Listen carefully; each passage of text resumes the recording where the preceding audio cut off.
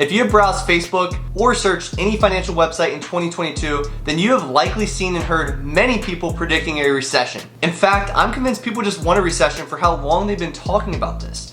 Ever since I can remember, people have always been predicting the worst of the worst to happen. The reality is that absolutely nobody knows. It may come, it may not, and for every person that says a recession is coming, another will say it's not. And newsflash, the media makes money on clicks and views. And if you didn't know, headlines that have fear in them typically get more clicks, hence the doom and gloom headlines everywhere right now. Not saying it's not coming, but this is the media's time to take advantage of fear. But regardless of what does happen, it doesn't matter if you know what you're doing.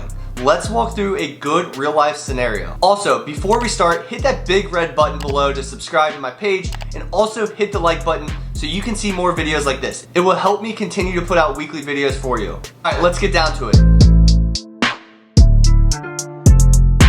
When a recession does come, which it will eventually and many more during your lifetime, here's what you need to know. And I don't mean a correction or just a temporary bear market, but like a recession that may last 15 months, which is the average length of recessions in the US since 1900. And what I'm about to share with you is tougher said than done. A bull market may seem as if it comes and goes just like that, but a 15-month recession may feel like forever. Let's say an S&P 500 index fund like VFIAX cost $500 per share. You are dollar cost averaging in at $500 every 2 weeks for 8 straight weeks, buying 1 share every 2 weeks.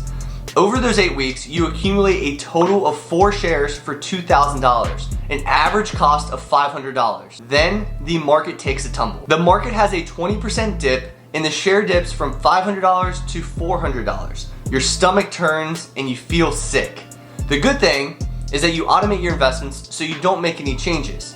Then you check your portfolio and realize, hey, I still own 4 shares. You also realize that week 10 is coming around and you're scheduled to auto buy $500 worth of VFIAX. However, this time the market is on a 20% sale. And I know for a fact everyone listening gets excited when they see a good sale at their favorite store. Therefore, you auto buy 1 1/4 $500 divided by $400 shares this time versus just 1 share. Now you have 5 1/4 shares. The market struggles for a year straight. You start to worry if things will ever get back to normal and if this time is different. It will, and it's not. All you see is doom and gloom news headlines. Your cousin John tells you the apocalypse is coming. Your coworker Chris says he pulled out all of his investments to cash. But you overcome your fear because you've educated yourself. You don't care and you keep buying.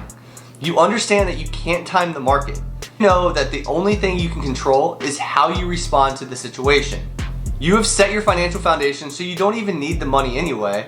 Seeing your balance dip is just part of the game and you understand history. A year passes and the economy begins to improve. The news stories slow down. They don't go away, of course. Your cousin John stops talking about the apocalypse and tells everyone to start buying again. Your coworker Chris begins investing again and wonders what to do with the cash that sat there for a whole year. During that year, you just kept accumulating shares every 2 weeks. And over the last 42 weeks of that year, you continued to buy. And you amassed 26 1/4 shares at an average cost of just $400. You now have 31 1/2 shares in total. Your total cost, your first 4 shares were at $2,000 and your next 27 1/2 shares were at $11,000.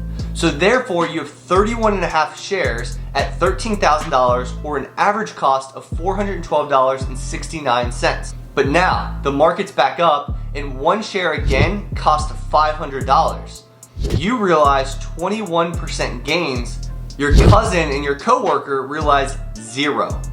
This is how the market works, and it's not hard conceptually to understand, but why do people continue to sell low and buy high? Too much emotion. And emotion is the driver, which is why every single recession we have, the same thing happens over and over again. So this is your message to stay calm and continually do everything that we talk about here. However, this is when the wealthy get wealthier. Long-term buyers will continually stack assets. They will ignore the noise and understand that the temporary fall in asset price is, well, temporary. The same story happens time and time again. It's time to learn the game. And if you don't know my investment philosophy, check out my Investing 101 ebook in the link below. The cost of waiting is expensive.